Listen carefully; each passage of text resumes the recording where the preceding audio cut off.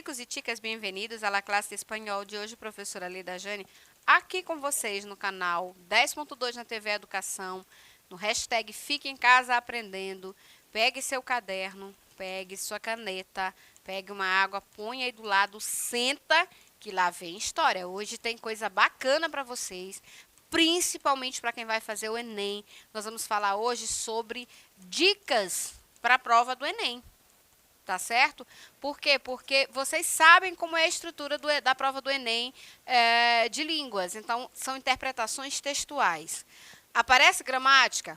Aparece. Mas é bem raro. Então, você precisa ter um bom vocabulário, né? Você precisa ter uma maletinha de vocabulários que você ande ali o tempo todo com você, porque você vai precisar disso para a prova do Enem e qualquer outras provas que vocês venham a fazer, vocês precisam mesmo da questão do vocabulário. Então, hoje a gente vai dar dicas nessa aula de hoje, tá? Sobre interpretação textual, baseado no texto da aula passada, que nós falamos de tecnologias, né?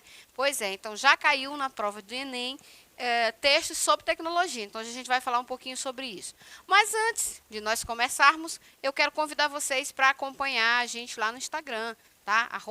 @plataforma Gonçalves Dias. Lá, essa semana está recheada de dicas para o Enem, de insights e de trechinhos interessantes que vão despertar em vocês algumas coisas que talvez estejam lá adormecidas, pequenas dicas, macetes, para facilitar para vocês na hora do Enem. Aqueles pequenos lembretes que a gente sempre deixa no cantinho do livro, né? Num determinado assunto a gente faz aquele risquinho lá com marca-texto. Então, acompanhe lá a gente que vai ter essas dicas.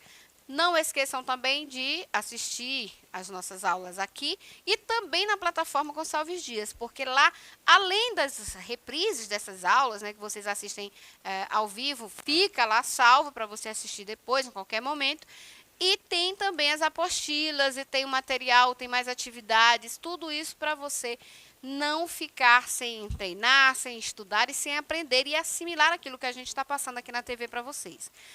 Quem não puder estar no YouTube, quem não puder estar na TV, pode ouvir pelo celular, no Spotify e também pode ouvir na Rádio Timbira, 1290 MHz. Todo dia tem um programa hashtag Fique em Casa Aprendendo, das 16 às 17. Então, vem comigo e vamos conhecer um pouquinho mais sobre interpretação de texto nas provas do Enem. Então, tipos de texto que caem nas provas de espanhol, como acertar essas questões, né, de provas de espanhol e alguns exercícios para vocês. Tipos de textos que caem nas provas de espanhol no Enem. É muito interessante quando você quando você é marinheiro de primeira viagem no Enem, você vai fazer a primeira vez a prova. Muitos adolescentes, muitos jovens, quando estão no segundo ano, se inscrevem na prova para fazer um teste. E, às vezes, eles conseguem até passar, né? Mas se inscreve como teste. E fica aquela dúvida, que língua eu vou escolher para fazer minha prova? Ah, mas espanhol é mais fácil, porque espanhol eu consigo traduzir mais fácil. Já tem aqueles que têm uma aptidão melhor pelo inglês. E tem aqueles que dominam uma outra língua. Tá? Independente do que você escolher no Enem, o importante é que você tenha vocabulário, tá? Então, quanto mais palavras você conhecer, melhor para você fazer tradução e interpretação de qualquer texto que caia na prova do Enem. Tá? Então, na prova de espanhol do Enem, os gêneros mais comuns que costumam aparecer são textos jornalísticos informativos, tirinhas e charges, principalmente da Matilda, tá? Textos publicitários, textos literários, certo? E letras de música, exatamente, letras de música. Não fica muito diferente da língua portuguesa na questão de tipologia textual, tá? Que aparece no Enem. Só que o português, ele usa muito mais a questão de textos jornalísticos, informativos, tirinhas e charges. Já a prova de espanhol, ela mescla um pouquinho mais. Como acertar essas questões das provas de espanhol? Então, a primeira coisa, nós tivemos um aulão no mês de junho, ao vivo, onde nós colocamos essas dicas para vocês. Eu estou aqui reforçando novamente. Então, pratique a interpretação de texto. Professora, eu não tenho livro de espanhol. No meu livro de espanhol da escola, ele tem textos muito extensos. Eu não consigo entender, eu não consigo fazer uma interpretação textual. Se você tem acesso à internet, você tem uma facilidade muito grande, uma ferramenta enorme. Porque basta você colocar lá no Google interpretação textual, textos para interpretação textual de espanhol, que vai aparecer lá um monte de páginas com vários textos. Como se trata de uma prova de Enem, você também pode buscar as questões dos Enems anteriores para que você faça esse treino. Porque, além de ter o texto e a atividade, tem também o gabarito. Então, você não vai pescar lá no gabarito antes, tá? Isso é como fazer palavras cruzadas, sabendo que lá no final do livro de palavras cruzadas tem as respostas. Aí você vai, tenta, não consegue, você corre lá atrás. Não conseguiu? Passa para outro texto, relaxa a cabeça, volta no texto anterior de novo e tenta fazer. Por quê? Você conhecendo fazendo várias leituras, você vai aumentar o teu vocabulário e às vezes um texto acaba ajudando no outro, tá? Uma outra dica, ainda na questão de interpretação de texto, não traduza nada ao pé da letra. A gente sempre diz isso para inglês e para espanhol também é válido, tá? Porque tem os falsos cognatos e se você for traduzindo ao pé da letra, você pode confundir uma ou outra palavra. Aplique técnicas de leitura. Nós falamos do skin, tá? Do SCAM e do skin. Quando nós falamos lá na aula, no aulão do Enem, do Terceirão Não Tira Férias, tá? Então, são duas técnicas que tanto servem para inglês quanto para espanhol, qualquer idioma, para fazer esse treino, essa técnica de leitura. E uma das dicas que a gente dá para as provas de línguas é que, principalmente espanhol, que você tem mais facilidade de traduzir, é que você veja o título do texto, da questão, passe um olhar rápido, porque você vai conseguir identificar alguma coisa, e vá para o enunciado da questão. Lá no enunciado da questão, você vai focar no que ele está te pedindo, tá? Então, sabendo o que ele está te pedindo, você vai nas alternativas, aí você volta para o texto. Porque aí você vai conseguir ter uma lógica de tradução mais prática, mais fácil, e a sua chance de acertar aquela questão é quase 100%, digamos 97%, tá? De chance de você acertar. Eu até garanto para vocês uns 100%. Se você fizer a coisa direitinho, com bastante atenção. Ver o enunciado da questão para você ver a problemática, ver a problematização, ver o que aquilo está me pedindo. E aí você lê as alternativas e vai para o texto. Então, não tem erro, certo? Enriqueça seu vocabulário. Como eu posso enriquecer meu vocabulário se eu não tenho o hábito de estudar espanhol, se eu não me sento para ler um livro de espanhol, como em português eu leio, né, vários livros, porque eu domino a língua, domino, entre aspas, né, a gente sabe que que é muito difícil dominar a língua portuguesa. Como eu faço esse baúzinho de vocabulário de espanhol? Gente, hoje é muito comum as pessoas assistirem série. Então, quem tem a possibilidade de assistir séries, né, pelos diversos canais de séries que tem por aí, assistam séries em espanhol. La Casa de Papel, por exemplo, é uma série extensa e que tem um vocabulário bem rico. As palavras que você não conseguir entender, assista com legenda, porque você vai fazendo associação. Para aqueles que têm um pouquinho de conhecimento a mais de espanhol, assistam sem a legenda, porque além de vocês ouvirem, trabalhar a audição, né, dessas palavras, vocês também vão detectar aquela que vocês não sabem o significado. Aí você vai lá, anota no caderno e corre lá no dicionário e faz a tradução, para que você tenha conhecimento dessas palavras, tá? Dessa tradução. Essa é uma forma de você enriquecer seu vocabulário. Uma outra forma, através de séries, tá? E eu posso indicar várias aqui para vocês interessantes, né? La Rainha Flow é muito boa, porque fala de música, é alegre, dançante, tem jovens. né? E por aí vai. La Esclava Blanca também é muito boa, fala da questão da escravatura, muito interessante. La Cocineira de Castamar, que é recente também, muito boa, também tem E ela é legal porque ela fala, inclusive, de uma escritora, né, de uma cozinheira que se transforma em escritora. Então, tem um vocabulário bem extenso. E além de ser uma história belíssima, uma história de amor belíssima.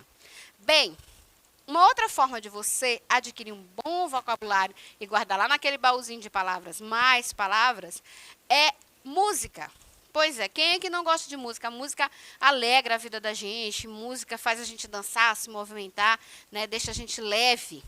Então, tem muita música. Agora, calma e cuidado com as músicas que vocês escolhem. Tá? Tem música que não tem muito contexto, que não tem muitas palavras interessantes, mas tem muita música boa. Eu sei que a juventude gosta muito de Anitta. Anitta tem álbuns que são em espanhol, né? Tem o cantor Henrique Iglesias também.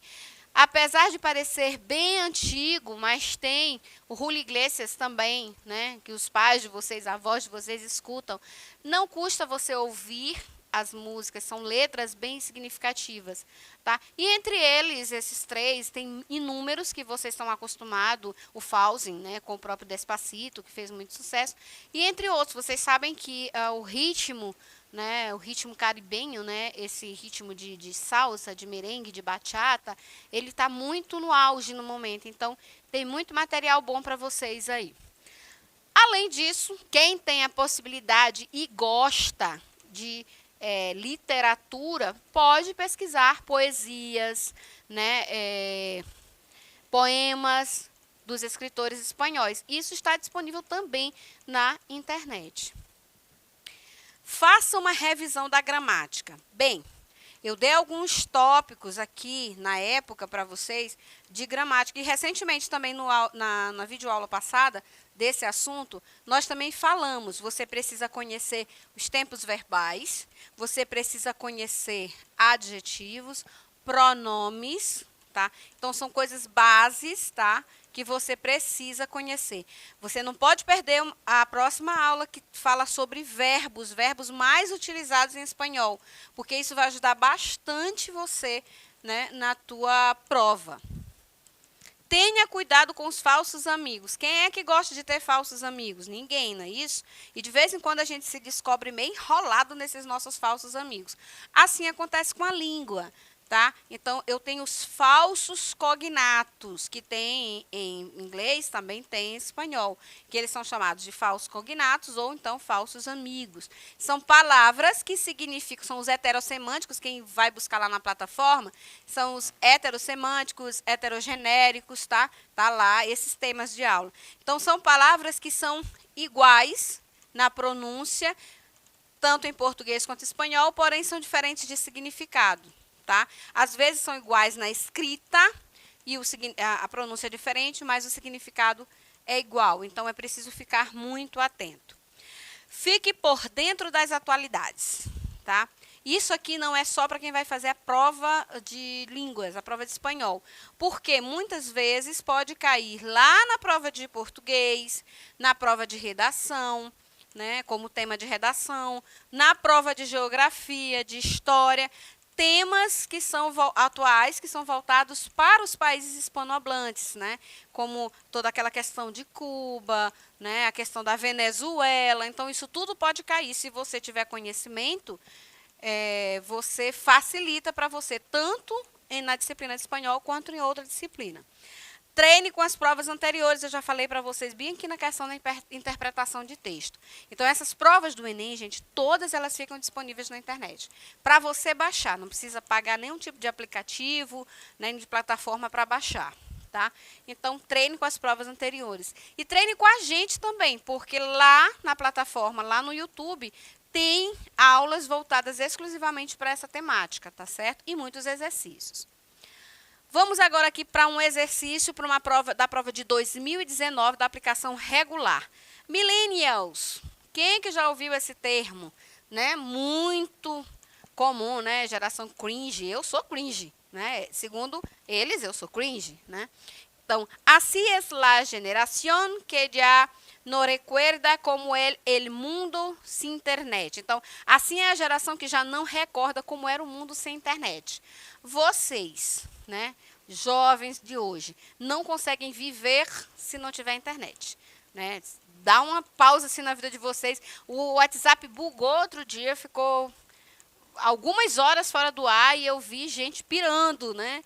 Onde eu estava, meu Deus, não tem internet, como é que eu vou falar, como é que eu vou ver rede social, tá? E não foi só o WhatsApp e o Instagram, então travou todo mundo, certo? Então, o tema do meu texto é exatamente essa geração que não sabe mais, não recorda como era o mundo sem internet.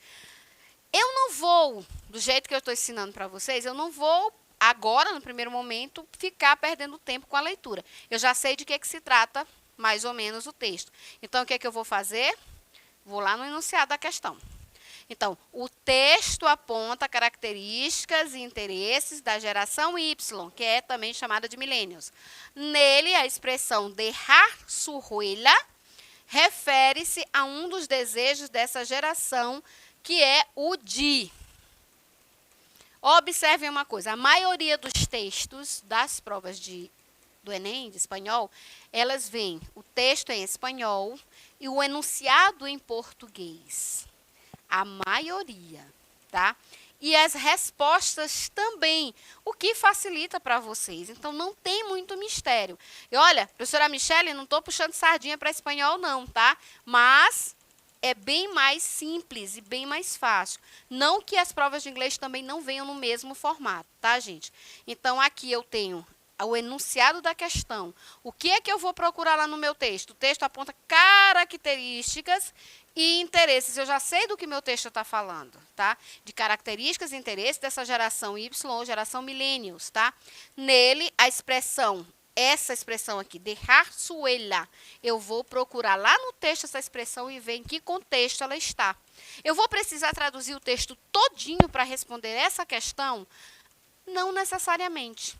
É isso que eu quero dizer para vocês, que a gente não precisa, muitas vezes, traduzir o texto inteiro. Todo mundo sabe que as provas de Enem, os textos são extensos e que você cansa. Às vezes você está lá no terceiro parágrafo e você já esqueceu o que você leu lá no primeiro, tá? Então, eu já sei que o texto fala de características e interesses, eu já sei qual é a expressão que eu preciso procurar e agora o que ele me pede? É um dos desejos da geração. Eu quero saber qual é dessas 5 alternativas aqui que corresponde a essa expressão bem aqui. Vamos lá no texto. Alguns chamam, já vou falando em português, tá? Alguns chamam essa geração Y, outros de milênios, né? Geração milênios. Geração do milênio ou hecho boomers, não tem tradução. Nasceram e cresceram em uma era de desenvolvimento rápido, tá? Numa época de desenvolvimento rápido, das novas tecnologias. E quase não se recordam como era o mundo sem internet. São idealistas, impacientes e estão bem preparados academicamente. Quem usa a internet a seu favor está sempre preparado academicamente. Muitos deles têm tido a oportunidade de viajar pelo mundo, numa idade que já se pode fazer isso, na idade de estudar, oportunidade de estudar nas melhores universidades e de trabalhar em empresas multinacionais estrangeiras. A geração Y é composta desse tipo de pessoas que querem tudo de uma vez. O nosso jovem hoje, ele quer tudo a tempo e a hora, né? Não estão dispostos a suportar um trabalho desinteressante, um trabalho que não desperte interesse e um trabalho rotineiro, tá? Não querem deixar as coisas boas para depois. Olha aqui um falso cognato, luego. Luego parece que é uma coisa logo, rápido, né? Próximo, para agora. Não, é depois, né? Para luego. Por conta do contexto, que fique bem claro, tá? O que eles querem é deixar sua marca na história, viver uma vida interessante, fazer parte de algo grande, crescer e desenvolver-se, mudar o mundo que os rodeia e não só ganhar dinheiro. E agora? Se huela na história. Se eu souber deixar sua huela em la história. Se eu souber a tradução de huela, perfeito. Eu mato na hora. Mas se eu vier pelo contexto aqui, eu quero deixar o quê? Fazer a diferença no mundo. Eu quero deixar marcas. Eles querem fazer a diferença. Então, fica a dica. Por hoje é só. Segue a gente lá. Hasta luego.